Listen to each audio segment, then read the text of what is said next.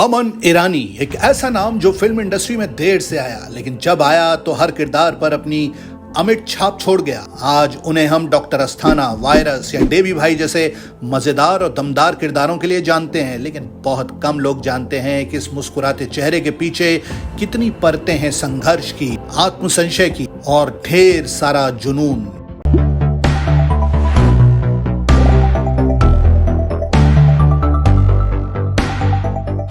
बमन का जन्म 2 दिसंबर 1959 को मुंबई के एक पारसी परिवार में हुआ था।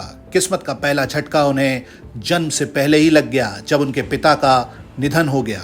उनकी माँ जो अकेले रह गई थी, उन्होंने बमन को पालने के लिए हर मुमकिन मेहनत की।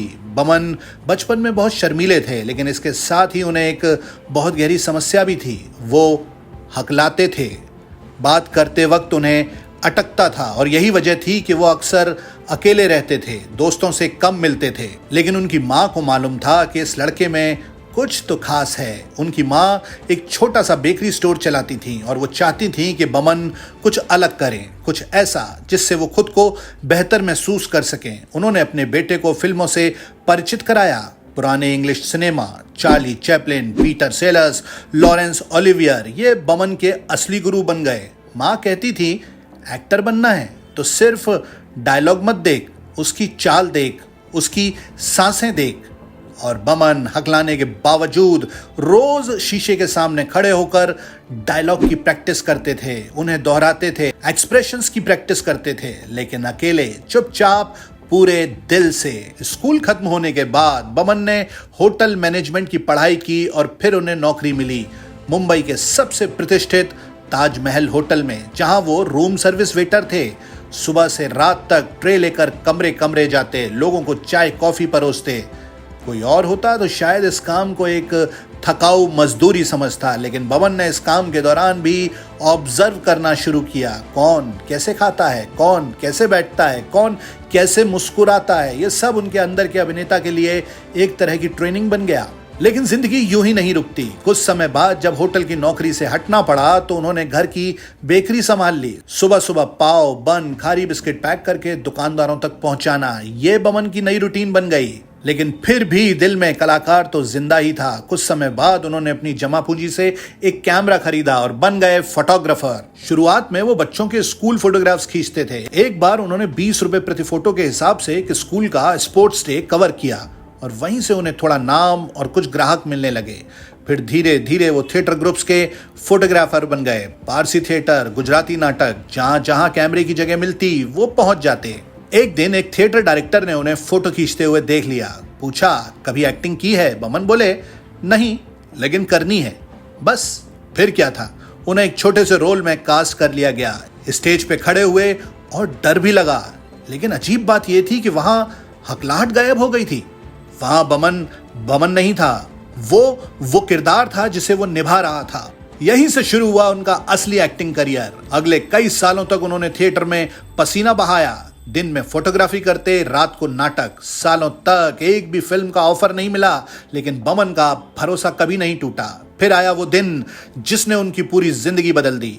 एक नाटक में उनकी परफॉर्मेंस देखने पहुंचे थे खुद शाहरुख खान।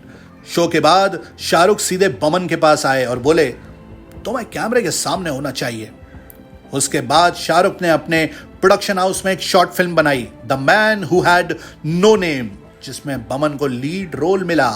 वो फिल्म पहुंची राजकुमार हिरानी के पास, जो उस समय अपनी पहली फिल्म बना रहे थे, मुन्ना भाई MBBS। बस फिर क्या था, हिरानी ने बमन को फिल्म में डॉक्टर अस्थाना का रोल ऑफर कर दिया। बमन बोले, मैं 44 साल का हूं और आप मुझे ये रोल दे रहे हैं। हिरानी मुस्कुराए, आपका उम्र नहीं, आपका टैलेंट बोलता है। फिल्म रिलीज हुई और बॉक्स ऑफिस तो हिट था ही, लेकिन उससे भी बड़ी हिट बनी बमन की परफॉर्मेंस। उनका गेट आउट वाला डायलॉग, उनका अजीब सा हंसी वाला एक्सप्रेशन लोगों को इतना पसंद आया कि बमन रातों रात मशहूर हो गए। इसके बाद उन्होंने पीछे मुड़कर नहीं देखा। मैं हूं ना, लगे रहो, मुन्ना भाई, 3 इडियट्स, हर फिल्म में उन्होंने साइड रोल या नेगेटिव रोल करते हुए भी पूरा सीन चुरा लिया। 3 इडियट्स में वायरस का किरदार या हाउसफुल में over the top comedy, Boman हर बार कुछ नया लेकर आए। लेकिन एक बात वो हमेशा कहते हैं, मुझे सबसे ज़्यादा गर्व इस बात का है कि मैंने अपनी माँ से सीखा और जब उन्होंने मेरा पहला शो देखा तो उनकी आंखों में आंसू थे। बमन न सिर्फ एक शानदार एक्टर हैं बल्कि एक मोटिवेशनल स्पीकर हैं, लेखक हैं, टीचर भी हैं। उन्होंने इंडिया के कई यंग एक्टर्स को एक्टिंग की ट्रेनिंग भी दी है। उनकी आवाज़ में गहराई है, आंखों में ईमानदारी है और दिल में वही पुराना हकलाने वाला बच्चा जिसे कभी बोलने से डर लगता था लेकिन आज पूरा देश उसे सुनता है। और आज जब हम उन्हें पर्दे पर देखते हैं तो याद आता है कि यह आदमी किसी हीरो जैसे लुक्स के सहारे नहीं आया, ना किसी गॉडफादर के सहारे, ना पैसों से, ना संपर्क से। वो सिर्फ एक चीज लेकर आया था, जुनून। और शायद इसीलिए बमन ईरानी एक नाम नहीं, एक प्रेरणा है हर उस इंसान के लिए जिसे लगता है कि अब बहुत देर हो गई है। क्योंकि बमन की कहानी यही कहती है, अगर योग्यता हो तो आज नहीं तो कल सफलता कदम चूमेगी जरूर, उसे बस यकीन चाहिए।